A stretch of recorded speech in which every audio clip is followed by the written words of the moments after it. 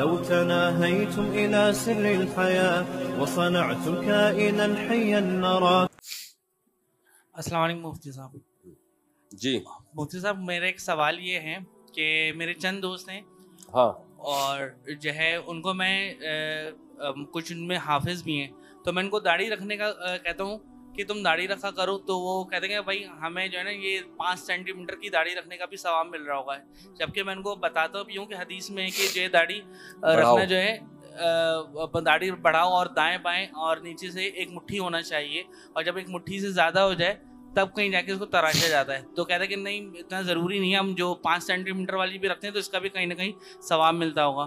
اور دوسری بات یہ کہ جو میں نے کہا کہ جیسے ان میں کچھ حافظ بھی ہیں تو وہ تراویح وغیرہ پڑھا رہے ہوتے ہیں تو کیا ان کے پیچھے تراویح یا نماز پڑھنا, کیونکہ داڑھی تو رکھتے نہیں ہیں, تو کیا جائز ہے یا پڑھنی چاہیے, کیا ہے؟ دیکھو داڑھی جس کی نہ ہو اس کو اپنی مرضی سے امام بنانا ٹھیک عمل نہیں ہے. بن جائے تو مجبوری میں نماز پڑھی جائے اس کے پیچھے, لیکن داڑھی ایک مٹھی رکھنا واجب ہے, اس سے کٹانا جائز نہیں ہے کیونکہ نبی نے داڑھی رکھنے کا نہیں اعفوا اللحا داڑھی بڑھانے کا حکم دیا ہے, داڑھی بڑھانے کا.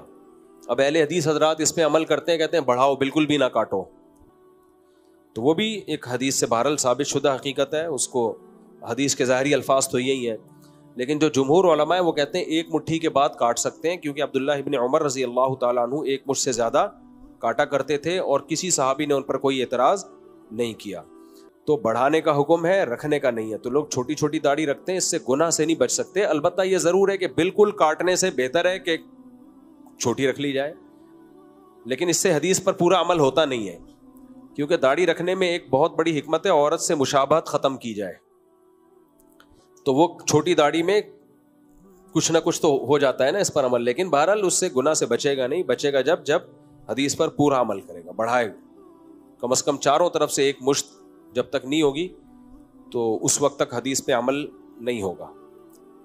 اچھا بھائی یہ کسی نے سوال پوچھا, آپ کے موجودہ شیخ کیا بیانات بڑے زبردست دلچسپ آ رہے ہیں جس میں انہوں نے غزوہ ہند پر بھی بیان دیا ہے, اس سے متعلق آپ کی کیا رائے ہے؟ آپ نے فرمایا تھا غزوہ ہند پہلے ہو چکی ہے. اس میں علماء کی دونوں رائے ہیں کہ جو غزوہ ہند سے متعلق بشارتیں ہیں وہ پہلی جنگ جو ہوئی تھی محمد بن قاسم وغیرہ کے دور میں یا اس کے بعد والی بھی ہیں, دونوں رائے ہیں علماء کی. اب بات یہ ہے کہ ہم نے اس کو غزوہ ہند سمجھیں یا نہ سمجھیں, اتنی بات تو ہے کہ ایک غیر مسلم اسٹیٹ ایک مسلمانوں کے ملک پر حملہ کر رہی ہے, تو اس پر تو پوری امت کا اتفاق ہے کہ جب بھی کسی اسلامی ریاست پر حملہ ہوگا تو سب پر اپنی استطاعت کے بقدر جہاد لازم ہوگا. اس میں تو کسی کی دو رائے, اب اس کو غزوہ ہند کہیں یا نہ کہیں, غزوہ جاپان کہہ لو آپ اس کو, ٹھیک ہے نا, غزوہ کچھ بھی کہہ لو, غزوہ ملیشیا کہہ لو آپ. تو اب بجائے اس بحث میں پڑھنے کے یہ ہے یا نہیں ہے, بھائی ایک حقیقت ہے جب بھی اسلامی مملکت پہ حملہ ہوگا تو جہاد سب پہ اپنی استطاعت کے بقدر فرض ہوگا. السلام علیکم مفتی صاحب. وعلیکم السلام مستفتی صاحب. مفتی صاحب میں اپنے بچے کو حفظ کروا رہا تھا تو میری والدہ کو جی میری والدہ کو بہت خوشی ہوتی تھی اور وہ پڑھ کے سناتا تھا تو وہ بہت خوش ہوتی تھی. ماشاء اللہ. اب میری والدہ کا انتقال ہو گیا, اللہ مغفرت. تو میرا بچہ اگر ان کی قبر پہ جا کے پڑھتا ہے تو کیا ان کو اس چیز کا محسوس ہوتا ہے؟ دیکھیں اسپیشلی قبر پہ قرآن پڑھنے کے لیے بھیجنا ٹھیک نہیں ہے, انہی چیزوں سے بدعت کا وہ آغاز ہوتا ہے.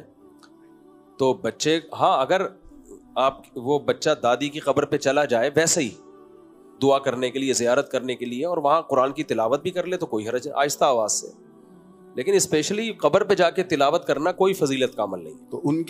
تو ان کو بچے کو چاہیے گھر بیٹھ کے تلاوت کرے اور انشاءاللہ اس کا ثواب آٹومیٹیکلی دادی کو ملے گا کیونکہ انہی کی ترغیب پر, انہی کی خوشی پر اس بچے نے قرآن حفظ کیا ہے. اور ان کے لیے دعا مانگے, قبر پہ جا کے تلاوت, یعنی تلاوت کی نیت سے قبر پہ مت جائے کہ میں تلاوت کروں گا, تو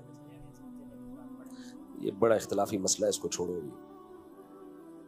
اچھا ایک سوال, ابھی آپ نے غزوہ کا کہا تھا, تو غزوہ تو نبی پاک صلی اللہ علیہ وسلم کے دور میں ہوئے تھے. غزوہ وہ ہوتا ہے جس میں نبی پاک صلی اللہ علیہ وسلم بنفس نفیس خود شرکت کی تھی.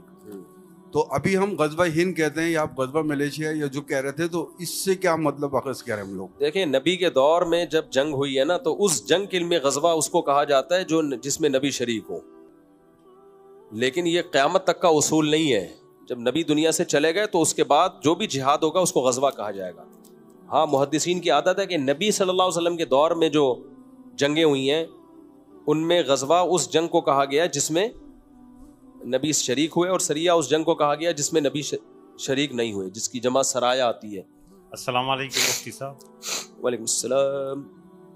مفتی صاحب, ایک بندے نے سسرال والوں کو ادھار پیسے دیے. آگے مجھ سے سنا ہی نہیں آ رہا. کہہ رہے ایک بندے نے سسرال کو ادھار پیسے دے دیے, ڈپریشن شروع ہے. پیسے نہ دینے کی صورت میں اس نے غصے میں کال کی, بات تیز ہو گئی تو اس نے غصے میں کال بند کر دی فون. تو یہ اپنے ساتھ بولنے لگا کہ اب اگر میری بیوی آپ لوگوں کے گھر آ گئی تو 10 طلاقیں ہوگی اس کو. طلاقیں تو 10 نہیں ہوتی, 3 ہوتی ہے. اور اس نے جو یہ الفاظ بولے یہ بالکل اکیلا تھا, کوئی آس پاس نہیں تھا. تو کیا یہ طلاق واقع ہوگی؟ طلاق میں ریورس گیئر نہیں ہے. بہت ہی بے وقوف داماد ہے جس نے بولا کہ میری بیوی آپ کے گھر گئی تو اس کو 10 طلاق, تو جائے گی تو 3 طلاقیں واقع ہو جائیں گی, کبھی بھی نہیں جائے.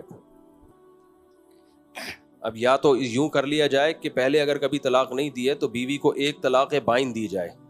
بائن کا مطلب ہوتا ہے نکاح ٹوٹ گیا. جب 1 طلاق بائن دی جائے گی تو نکاح ٹوٹ جائے گا. 3 مینسز گزرے بیوی کے, پوری عدت پوری کرے, عدت پوری کر کے نکاح بالکل لیا, ختم. پھر وہ جائے اپنے ماں باپ کے گھر, بیوی چلی جائے اپنے ماں باپ کے گھر. تو اب طلاق شرط پوری ہو گئی, لیکن طلاق اس لیے واقع نہیں ہوئی کہ نکاح بھی ختم اور عدت بھی ختم. تو یہ قسم پوری ہو جائے گی. پھر دوبارہ اس سے 2 گواہوں کی موجودگی میں دوبارہ نکاح کر لے. دوبارہ نکاح کرے گا تو اب دوبارہ ماں باپ کے گھر جانے سے طلاق واقع نہیں ہوگی, کیونکہ وہ قسم مکمل کمپلیٹ ہو چکی ہے. تو اب یہ تدبیر کرنی پڑے گی, اس کے بغیر کوئی حل ہے نہیں. السلام علیکم مفتی صاحب, میرا سوال ہے, چونکہ جنگی ماحول ہے تو اس سلسلے میں ہے کہ اگر خدا نخواستہ جنگ چھڑ گئی تو انڈیا کے جو مسلمان ہیں تو ان پہ کیا لازم ہوگی کہ وہ پاک فوج کے خلاف لڑیں؟ اگر لڑ لیں تو پھر اگر وہ آمنے سامنے ہو تو ان میں کون شہید کہلائے گا؟ ظالم کا ساتھ دینا کسی قیمت میں جائز نہیں ہے, چاہے مسلمان ہی کیوں نہ ہو, تو کسی قیمت پہ جائز نہیں ہے. ہاں انڈیا کے جو مسلمان ہیں وہ مجبور ہیں اس وقت. ہم لوگ ان کو ترغیب دیتے ہیں کہ تم مودی کے خلاف کھڑے ہو جاؤ, تم انڈیا کے خلاف کھڑے. بھائی وہ جس حالات میں رہ رہے ہیں وہ صبح و شام یہ نعرے لگا رہے ہیں کہ ہم انڈیا سے محبت کرتے ہیں. مودی حکومت یہ ماننے کے لیے تیار نہیں ہے. جو اس نے مسلمانوں پہ ظلم کے پہاڑ توڑے ہوئے ہیں وہاں بہت قسمہ پرسی کی حالت میں, سوائے چند لوگوں کے, نارملی حالات مسلمانوں کے انڈیا میں اچھے نہیں ہیں. مسجدیں گرائی, صبح و شام ویڈیوز آ رہی ہوتی ہیں. احمد آباد کا واقعہ دیکھ لو اور بابری مسجد کا واقعہ دیکھ لو, اس کے بعد کتنی مسجدیں شہید ہو گئیں, اور ڈاکٹر ذاکر نائک کا کیا حشر کیا ان لوگوں نے. اور اس کے بعد ابھی جو تمام وقف کی املاک جن سے مدرسے اور مسجدیں چلتی تھیں وہ تمام املاک گورنمنٹ اپنے تحویل میں لے رہی ہے. اس سے تو مسجد اور مدرسوں کی ایسی کی تیسی ہو جائے گی.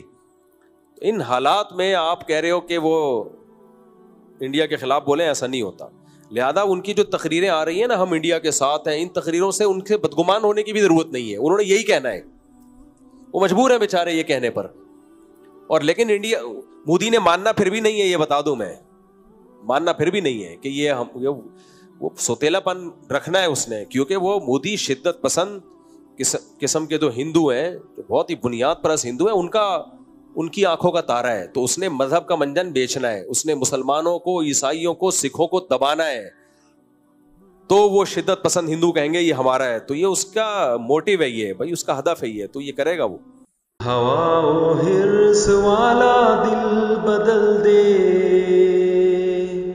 میرا غفلت میں ڈوبا دل بدل دے.